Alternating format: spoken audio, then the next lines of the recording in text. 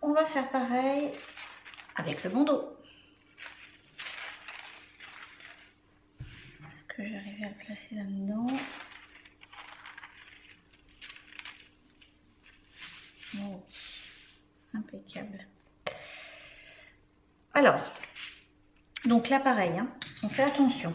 On a le bandeau qui a été coupé comme ça. Donc on ne peut pas mettre à nouveau le couper dans ce sens avec un tissu, par exemple un motif de ce sens-là.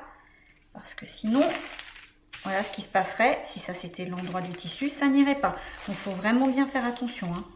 Donc on prend son tissu, on pose le patron dessus et on se dit que ça c'est la face endroit. Donc si là j'ai l'endroit de mon tissu, eh bien, je le poserai comme ça.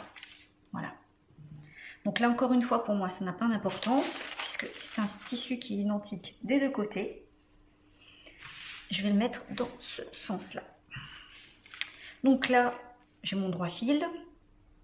Ma lisière, vous la voyez pas mais elle est par là, elle est ici. Donc là je suis bien parallèle à ma lisière. Voilà. Donc je le mets dans ce sens. Et on recommence, on épingle.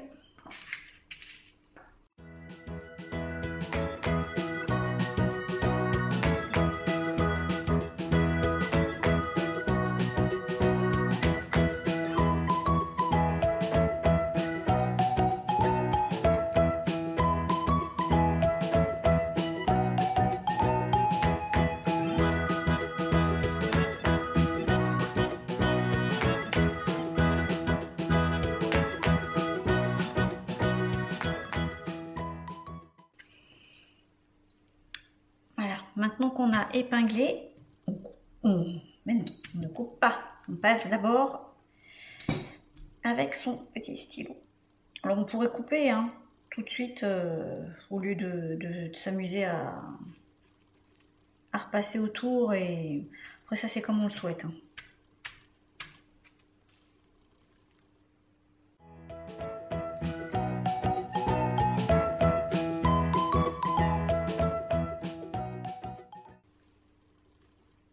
Je fais une petite parenthèse, mais pour les patrons comme ça en une pièce, enfin quand il n'y a qu'une pièce, on pourrait y aller tout de suite hein, avec le ciseau et découper et puis mettre ses petits repères après.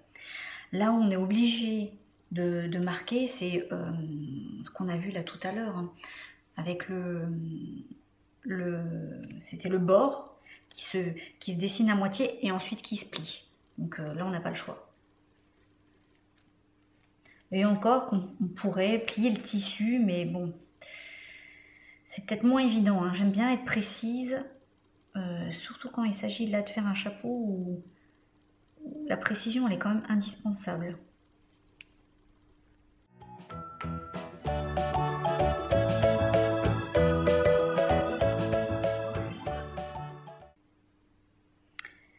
Bon, en général, moi j'épingle et je coupe tout de suite. Même la plupart des patrons n'ont même pas la valeur couture, hein, donc j'y vais à peu près. Hein. Mais comme dit, là, je pense qu'il faut quand même être un peu précis dans ce patron, parce que tout doit s'emboîter parfaitement quand même pour faire le chapeau. Bon, après, tout dépend aussi de votre niveau en couture. Hein. Vous pouvez y aller direct, couper direct, c'est pas un souci. Hein. Alors, moi, ça me permet surtout de vous montrer, voilà, concrètement un peu comment que ça se passe. On voit mieux aussi avec mes petits dessins. Donc là, je mets mes petits repères. Donc là, mon repère B. Ici, mon repère A. Et puis là, un repère pour la couture. Donc voilà, là c'est pareil, je dessine mes petits repères dessus.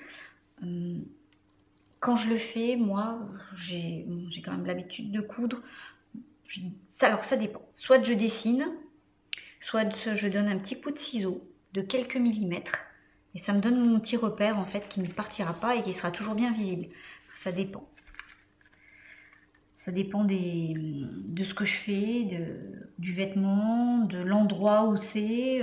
Voilà, ça dépend de plein de choses. Après, j'aime bien utiliser le feutre parce que il s'efface et on peut faire ce qu'on veut dessus avec. Donc, c'est pas mal aussi. Donc voilà mes petits repères.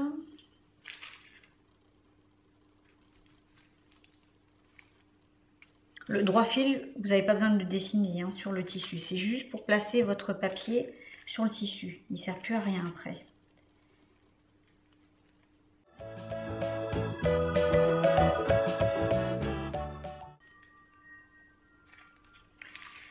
Voilà. Donc, il me reste à découper.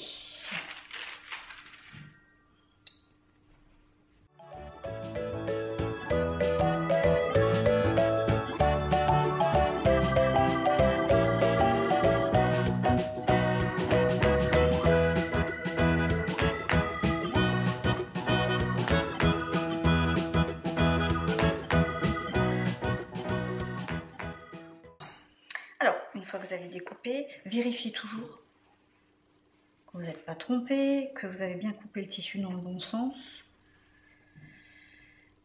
Alors, ça va comme ça. Voilà. Donc maintenant, on a toutes les pièces. Et on va pouvoir commencer à coudre.